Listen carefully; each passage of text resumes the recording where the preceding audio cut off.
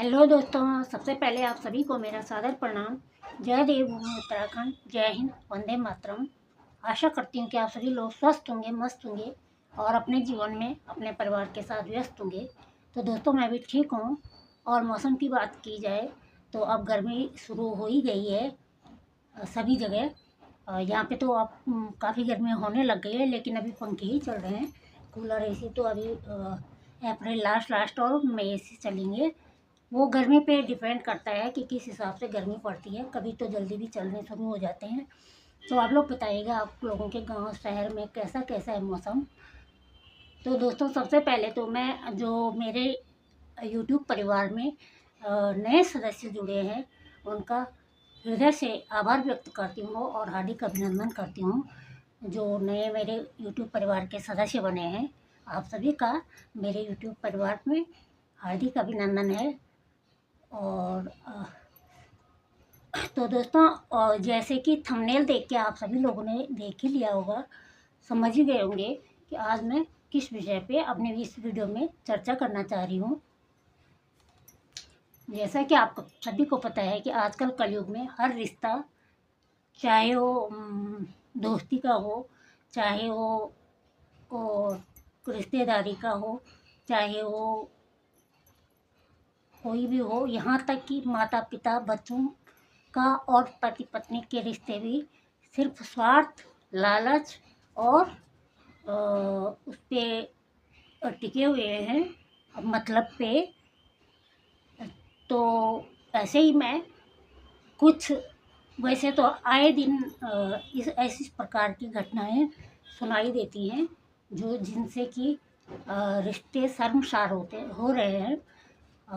खून के रिश्ते और पति पत्नी जैसा पवित्र रिश्ता शर्मसार हो रहा है। लेकिन कुछ केस होते हैं, कुछ मामले ऐसे हैं जिन्हें कहते हैं कि रेयर ऑफ रेयरेस्ट, मतलब दुर्लभ, जिनको देख के कि हर किसी की रूह कांप जाए कि ऐसे भी रिश्ते होते हैं।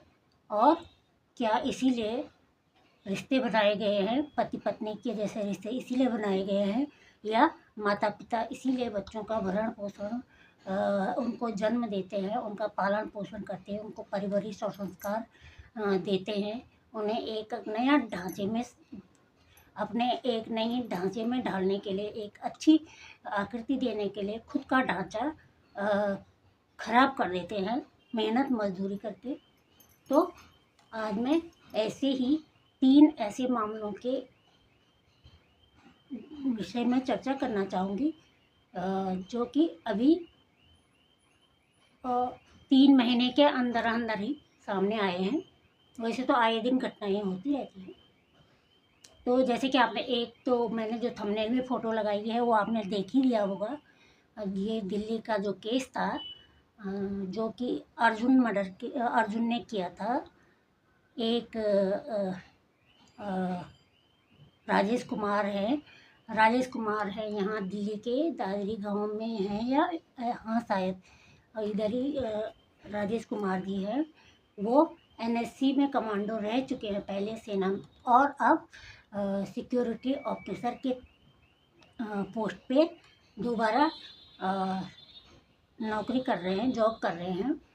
तो उनके एक बेटी, उनकी पत्नी और एक बेटा थे, उनके साथ थे, यहीं रहते थे और दिल्ली में ही वो रहते थे। एक बार वो सेवानिवृत्त हो चुके थे एनएससी कमांडो के पद से, और दोबारा सिक्योरिटी ऑफिसर के पद पे काम कर रहे थे।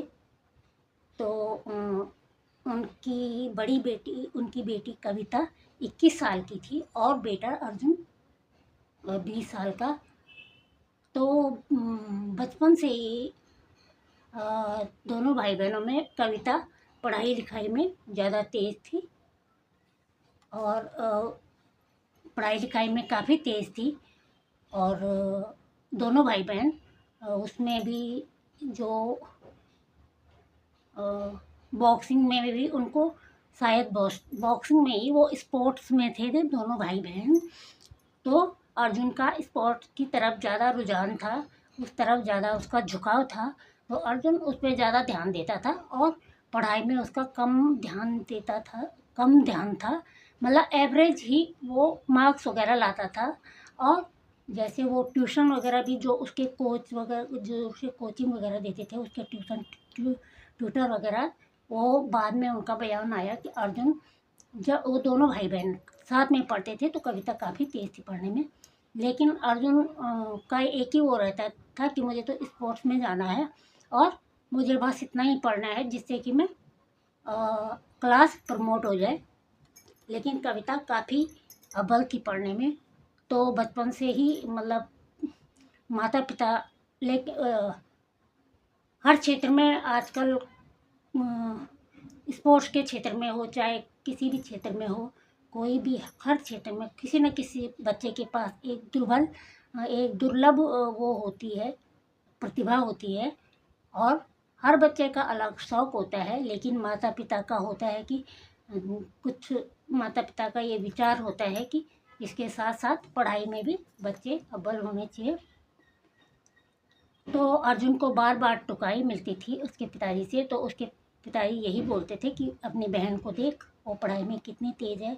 और यही अर्जुन ने कहा कि बार बार मेरी इंसल्ट करते थे मेरे दोस्त के सामने। जिस दिन अर्जुन ने ये काम किया, अपने माता पिता और बहन का कत्ल किया, तो उससे कुछ दिन पहले ही उसके दोस्तों के सामने शायद उसके पिता ने उसको थप्पड़ भी मारा था।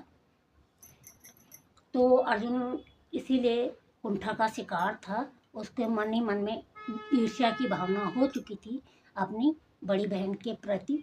तो उसने खुद ही अपने माँ, पापा और बड़ी बहन का कत्ल कर दिया था।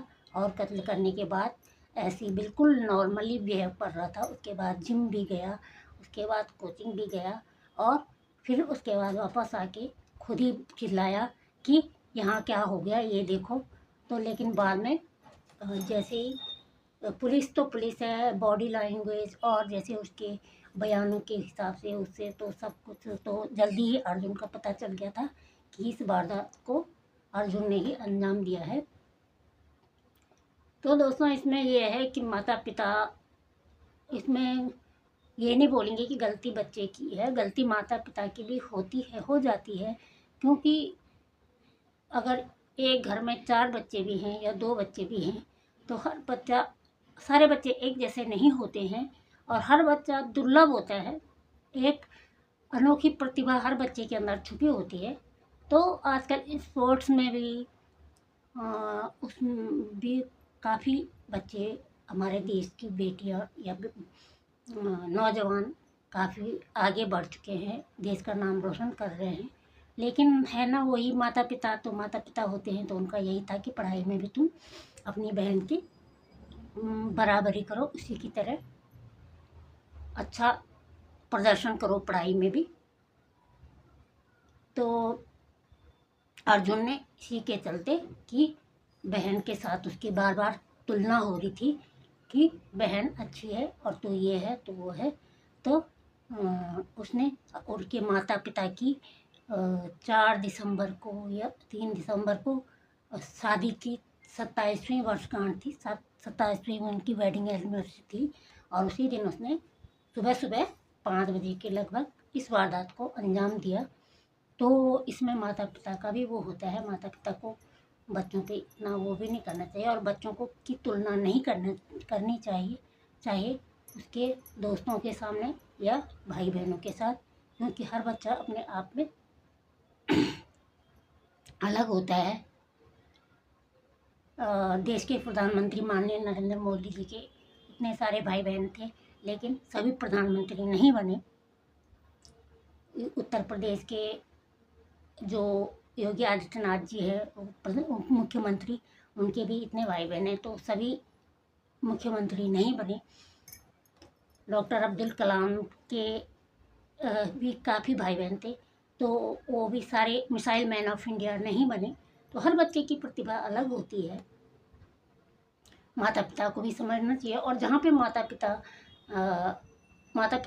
तो बच्चे को, अगर वो बच्चा बाहर से कुंठा का शिकार हो रहा है तो माता पिता को उसका सपोर्ट करना चाहिए, उसे पॉजिटिव वाइब देनी चाहिए।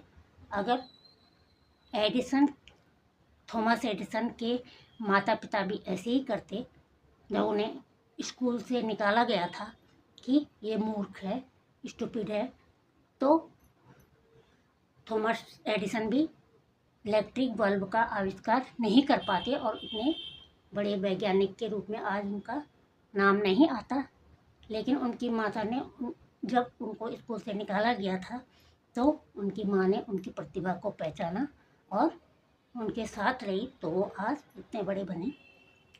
तो और बच्चों को भी इतनी छोटी सी बात में इतना बड़ा वो नहीं लेना चाहिए। हर बच्चे का बोला ही जाता है, हम भी बोलते हैं कि एक बच्चा, ये बच्चा थोड़ा कम बोलता है, ये बच्चा ज़्यादा बोलता है, ये पढ़ने में तेज़ है, ये स्पोर्ट्स में तेज़ है। हम भी 4 बहनें हैं, तो हर अलग अलग चीज़ में हर चीज़, कोई ज़्यादा बोलता है, कोई कम बोलता है, कोई मजाकिया स्वभाव का है तो कोई गंभीर स्वभाव का है, तो हर कोई एक जैसा नहीं होता है। तो ये तो रही अर्जुन की केस की बात। दूसरी फ़ोटो आप थंबनेल में देख रहे होंगे, ये है अतुल सुभाष की। ये भी काफ़ी मतलब बहुत ही संकीर्ण जो मानसिकता बोली जा सकती है इस केस में, अतुल की पत्नी निकिता की थी। अब एक तरफ तो मतलब एक तो कारण ये होता है कि पति कमा नहीं रहा है, उसका बिहेवियर अच्छा नहीं है, उसका जो आर्थिक स्थिति है, स्रोत हैं, वो अच्छे नहीं हैं, या वो अच्छा केयरफुल नहीं है। लेकिन अतुल सुभाष में ये सारे गुण थे। उनकी अच्छी, वो इंजीनियर थे और बहुत ही अच्छा उनका पैकेज था, एनुअल पैकेज, बहुत अच्छा वो कमाते थे। खुद उनकी वाइफ भी एक अच्छी पोस्ट पे थी, लेकिन ऐसे ही रिश्तों के चलते अतुल सुभाष को उनकी पत्नी और उनके ससुराल वालों के द्वारा इतना टॉर्चर किया गया कि उन पे 9 तो उन पे केसेस किए गए। यहाँ तक कि जो उनकी पत्नी निकिता के फादर थे, अतुल के ससुर, वो गंभीर बीमारी से कई सालों से बीमारी से जूझ रहे थे, और जब उनकी मृत्यु हुई तो उसका भी 302 का अतुल पे ही लगाया गया कि अतुल ने उनको उसको दहेज के लिए प्रताड़ित किया अपनी पत्नी को, और उसी टेंशन में वो डिप्रेशन में थे और तब उनकी मृत्यु हुई। लेकिन बाद में निकिता ने खुद ही बोला कि वो बहुत सालों से काफ़ी गंभीर बीमारी से उनका इलाज चल रहा था। तो अतुल सुभाष ने शायद 24 पेज की एक डायरी लिखी हुई थी और 84 मिनट पता नहीं ऐसे कुछ था। एक उनका वीडियो भी था जो उन्होंने अपने आत्महत्या मतलब सुसाइड करने से पहले पूरा वायरल कर दिया था। यहाँ तक कि उनको उनके बच्चे से भी मिलने नहीं दिया जाता था। काफ़ी टॉर्चर वो हो चुके थे। वो एंजाइटी में बार बार उनको एंजाइटी के अटैक भी पड़ने लग गए थे। वो काफ़ी डिप्रेशन में जा चुके थे ऐसे रिश्तों को लेके।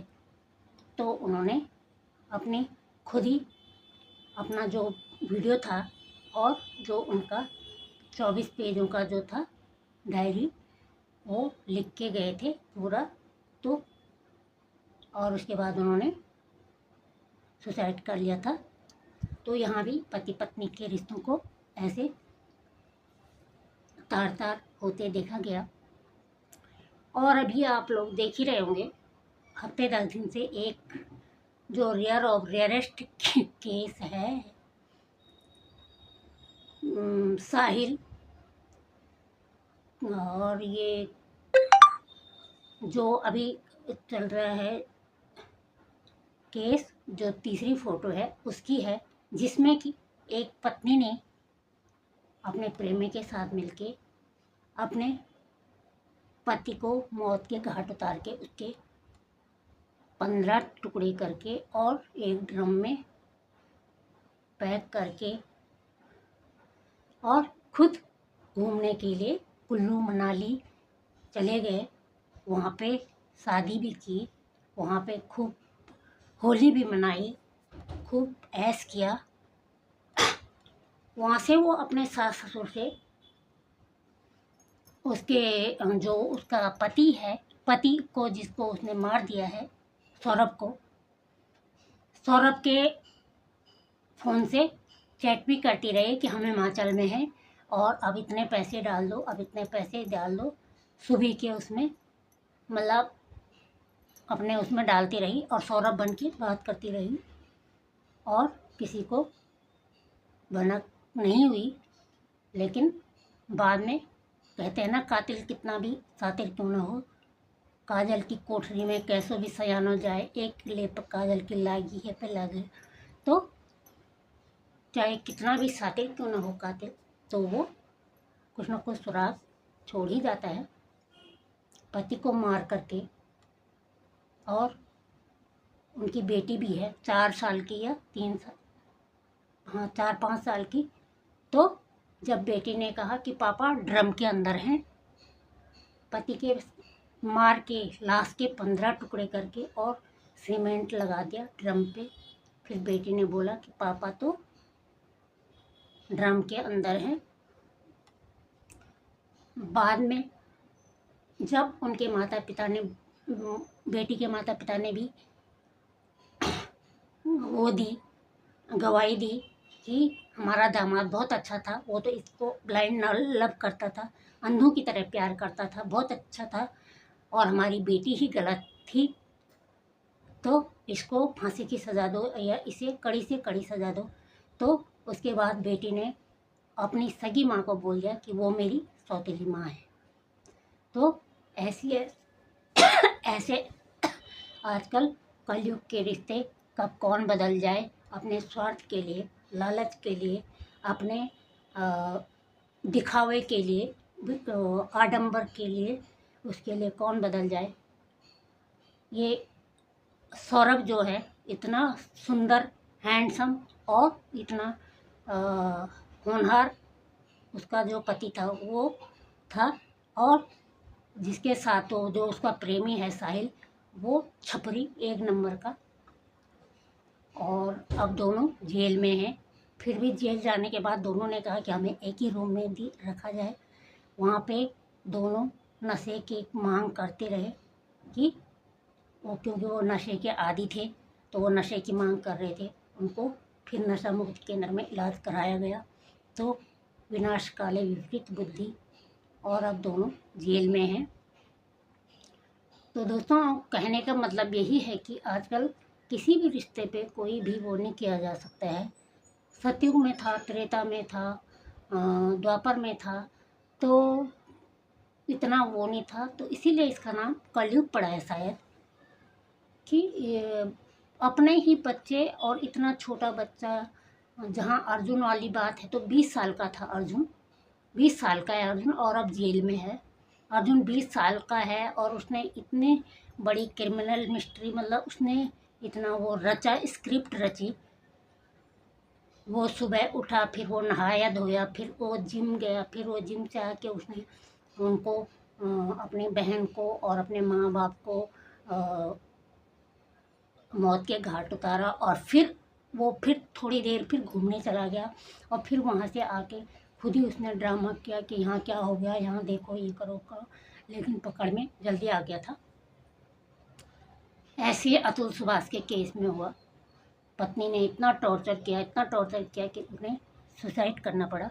और ऐसे ही अब ये तो इतना दिल दहलाने वाली ऐसी घटनाएं, ऐसे रिश्तों को देख के दिल काफ़ी भयभीत हो जाता है, और किसी पे भी विश्वास करने का मन नहीं करता है। यही लगता है कि भगवान ने कलयुग में ये खून, हड्डी और मांस का केवल पुतला बनाया है, इंसान के रूप में मनुष्य बनाया है, लेकिन इसमें इंसानियत डालना, किसी किसी में इंसानियत डालना बिल्कुल भी भूल गए हुआ। तो ये मानव के रूप में कहीं आजकल दानव घूम रहे हैं। दोस्तों बाहर हम बोलते हैं कि ये सुरक्षित नहीं है, वो सुरक्षित नहीं है, बेटियां सुरक्षित नहीं है, बच्चे सुरक्षित नहीं है, लेकिन जब परिवार के अंदर इतनी बड़ी साजिश रची जाए, इतना बड़ा स्क्रिप्ट रचा जाए, इतनी बड़ी वारदातें हों, तो क्या किया जाए। फिर लोग सरकारों को कोसते हैं कि उसके राज्य में, इसके राज्य में। तो सरकार तो बाहर ही कर सकती है, बाहर का ही वो कर सकती है, सुरक्षा सीसीटीवी कैमरे लगा सकती है, जगह जगह पेट्रोलियम पे पुलिस वालों को रख सकती है, चौकीदारी पे रख सकती है चौकीदारों को, लेकिन घर के अंदर तो कोई अब सरकार की ये जिम्मेदारी नहीं है ना।